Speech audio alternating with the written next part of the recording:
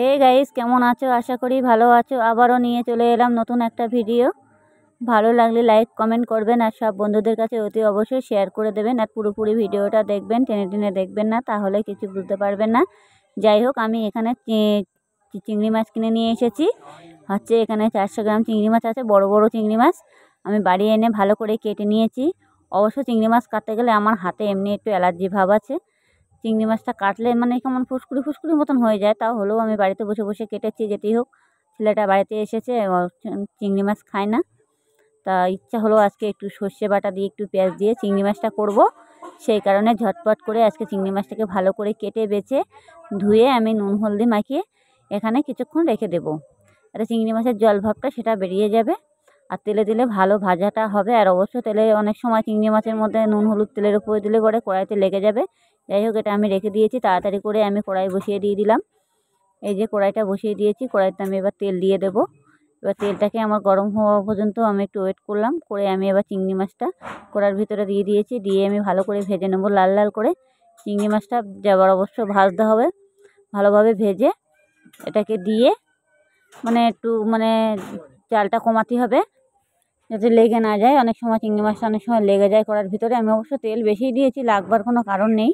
যেটি হোক, যার জন্য আমি তেলটা একটু বেশি দিয়েছি। আমার চিংড়ি মাছটা একটু লাল করে ভেজে নিতে হবে, সুন্দর করে ভেজে নিতে হবে, যাতে চিংড়ি মাছটা ভাজবে হাতেও খেতেও খুবই স্বাদ হবে। অনেক সময় দেখো মাছটা বেশি ভালো করে ভাজতে পারে, খেতে ভালো লাগে। অনেক সময় আবার চিংড়ি মাছটা না ভাজলে পারে একটু শক্ত শক্ত টাইপের থেকে যায়, তখন সমস্যা হয়। সমস্যা কিছুই না, অনেক সময় চিংড়ি মাছটা যেভাবে খাওয়া যায়। যেতেই হোক, আমার চিংড়ি মাছটা ভাজা হয়ে গেছে। এবার আমার চিংড়ি মাছটা ভাজা হয়ে গেছে। এবার আমি একটু পাত্র খুঁজে নেব, চিংড়ি মাছটাকে তুলে নিতে হবে আমার। চিংড়ি মাছটাকে তুলে নিয়ে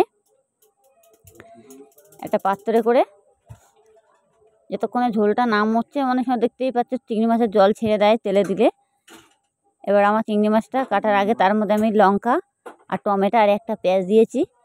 দিয়ে এটাকে আমি ভালো করে কেটে আমি রেখে দিয়েছি, দেখতেই পাচ্ছ। এখানে টমেটোটা অবশ্য দিতে হবে, টমেটোটা দিলে চিংড়ি মাছটা আরও বেশি খেতে টেস্টি হয় আর খুবই ভালো লাগে। যেতেই হোক, আমি এক পিস আলু দেবো এর ভিতরে। এই দেখো, একটা আলু ছোট ছোট করে কেটে নিয়েছি। আমি আজকে বেশি আলু দেবো না। যেতেই হোক, আমি খুব তাড়াতাড়ি করে চিংড়ি মাছটা করে নেব, খুব তাড়াতাড়ি হয়ে যাবে অবশ্য রান্নাটা। একটা আলু আমি কেটে রেখে দিয়েছি। এবার আমি চিংড়ি মাছটা দেখো কত সুন্দর লাল করে আমার অলরেডি ভাজা হয়ে গেছে, দেখে নেই। দেখো, চিংড়ি মাছটা আমার ভাজা হয়ে গেছে। এই দেখো, দেখতেই পাচ্ছ কত সুন্দর করে ভেজে নিয়েছি।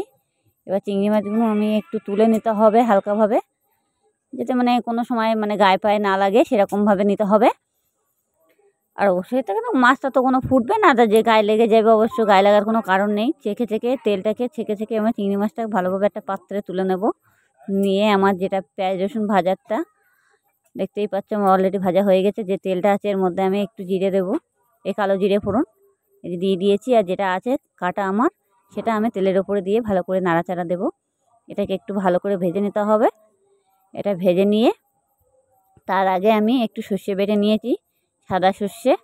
আমরা অবশ্য কালো সর্ষে খেলেই পেটে গ্যাস হয়ে যায় অনেক সময়, দেখবে। সবসময় সাদা সর্ষে খেলে, সাদা সর্ষেটা ভালো, ওটা গ্যাসের থেকে খুবই উপকারী। আর এই কালো সর্ষে বেশি গ্যাস হয়, পেটের প্রবলেম হয় অনেক সময়। এর জন্য আমরা একটু সর্ষে অবশ্য আমরা বেশি খাই না বললেও চলে, খাই না সর্ষে, যখন মাঝে মাঝে মনে হয় তখন দেই আর কি। এবার এটাকে আমি ভালো করে ভেজে নেব। ওই মশলার মধ্যে আলুটা পুরো দিয়ে দিয়েছি, আর নুন হলুদ হালকা একটু জিরের গুঁড়ো এগুলো দিয়ে দিয়েছি। আমি এখানে কোনো গরম লঙ্কার গুঁড়ো ব্যবহার করব না, দেখতেই পাচ্ছ। এটাকে ভালো করে কষাই করে নিয়ে, এটা যে আমার সর্ষে বাটাটা ছিল সেটা আমি অলরেডি আমার সামনে নিয়ে আসবো। এনে আমি এটাকে জল মিশাবো। এই দেখো, সর্ষে বাটা, সাদা সর্ষে কত সুন্দর মিহি হয়ে গেছে, দেখতেই পাচ্ছ। আমি মিক্সারে ফেসে নিয়েছি তাড়াতাড়ি করে। অবশ্য কারেন্টটা এত জ্বালাচ্ছিল না, সে বলার মতো না। সেই সময় আমার হাওয়া উঠে গেছিলো, আরও প্রবলেম হচ্ছিলো। যেতেই হোক, আমি সর্ষের মধ্যে জল ঢেলে দিয়ে দিয়েছি। একটু ঝোল মতন করব চিংড়ি মাছগুলো দিয়ে। আর এগুলো খেতে খুবই স্বাদ হয় এইভাবে করলে পরে, দেখতেই পাচ্ছ। আমার চিংড়ি মাছের তরকারিটা অলরেডি কমপ্লিট করা হয়ে গেছে। ভালো লাগলে লাইক কমেন্ট করবেন, আর সব বন্ধুদের কাছে অতি অবশ্যই ভিডিওটা শেয়ার করে দেবেন। যেতেই হোক, আর দেখতেই পাচ্ছ দেখো, আমার চিংড়ি মাছের ঝোলটা অলরেডি কমপ্লিট হয়েও গেছে। এবার এটা আমি গ্যাসটাকে বন্ধ করে দিয়ে দিয়েছি।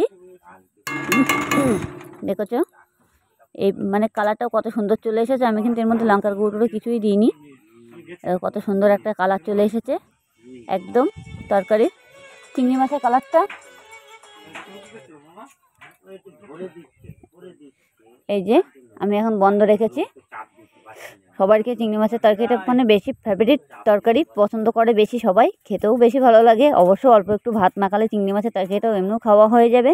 অবশ্য আমি 4 পিস লঙ্কা দিয়েছিলাম, বেশি লঙ্কা দিইনি। 1 পিস আলু দিয়ে, একটা পেঁয়াজ দিয়ে, আমি আবারও বলছি, একটা পেঁয়াজ দিয়ে, একটা টমেটো দিয়ে এই চিংড়ি মাছটা খুব তাড়াতাড়ি, খুবই সহজে একটা রেসিপি। আপনারা ঘরে বসে চেষ্টা করুন, অতি অবশ্যই আপনারা পেরে যাবেন।